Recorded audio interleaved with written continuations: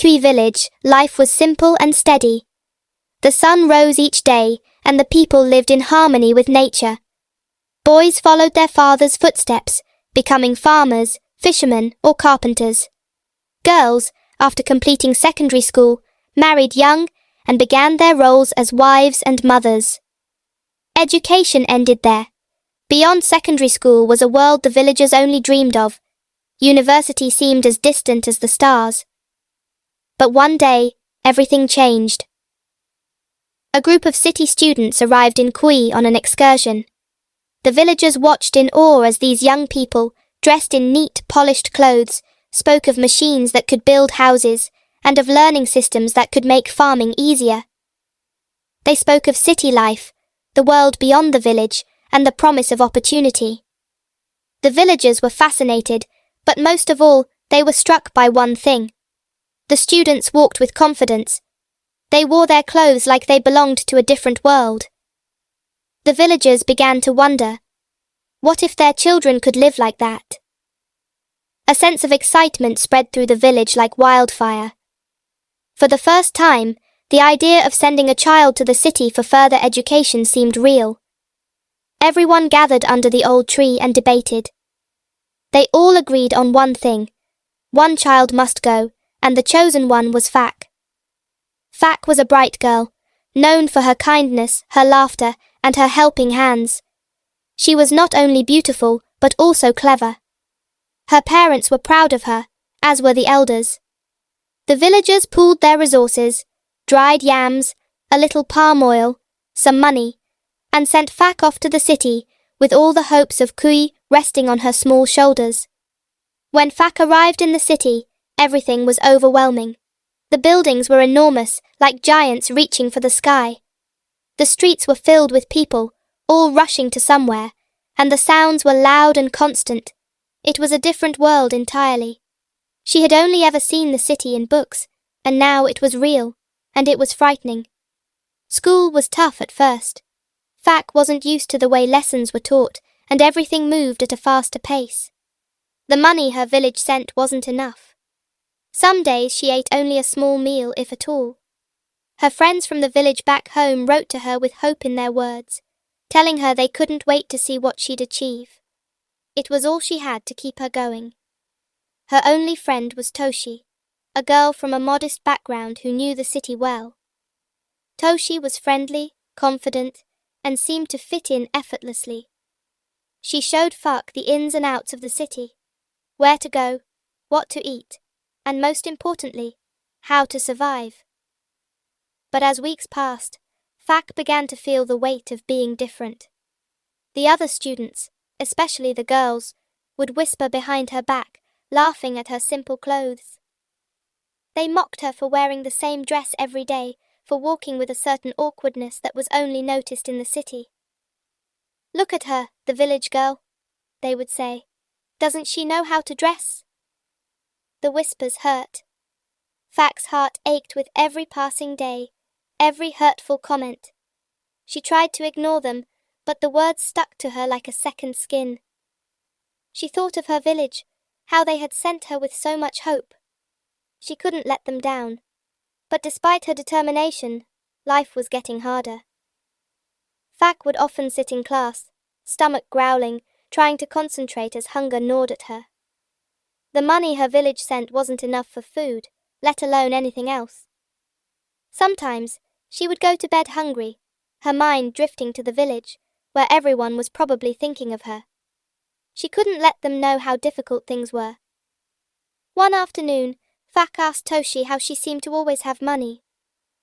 Toshi was vague, brushing off the question with a smile. "Oh, just a little hustle, that's all," she said, winking. Fak was confused but didn't ask more, not wanting to seem naive or out of place. But as the weeks went on, Fak's curiosity grew. Toshi's life didn't seem like the struggle Fak was enduring. She always had money for snacks, new shoes, and pretty dresses, and Fak couldn't understand how. One day, in desperation, Fak asked again, "Toshi, I need to know, how do you get all this money?" Toshi looked around, her smile faltering, and then in a quiet voice she said, It's not the kind of thing you talk about, Fac. It's a different kind of hustle. If you want, I can show you. Fac was desperate. The hunger was unbearable, and her pride had been chipped away by weeks of suffering. I'll do whatever it takes, she said, almost ashamed of the words coming out of her mouth. That night, Toshi led her to a bar, where the lights were bright and the music loud. As strangers, the air was thick with laughter. Toshi handed her a glamorous dress, painted her face with makeup, and told her how to talk, how to smile, how to charm the men.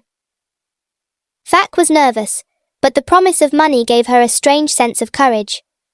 She sat with a man who was older, wealthy, and after a brief exchange, he slipped money into her hand.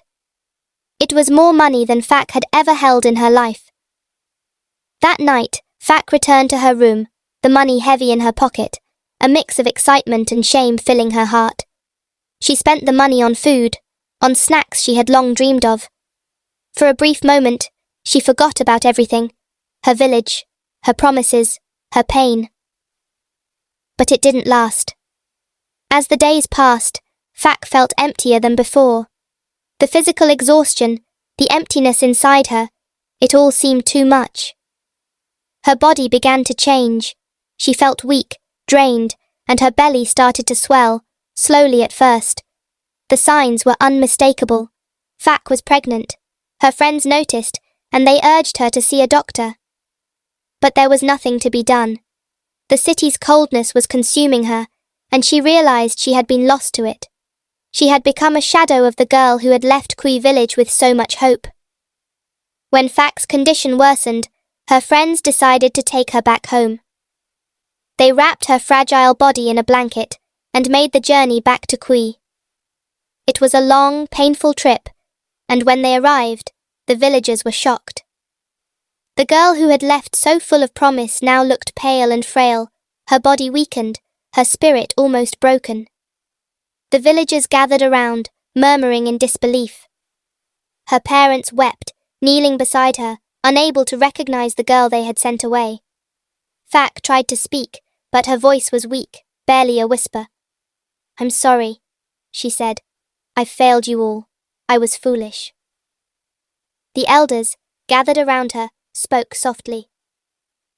Elder Na placed a hand on her head, and with deep wisdom, he spoke. "This is not sickness, Fac.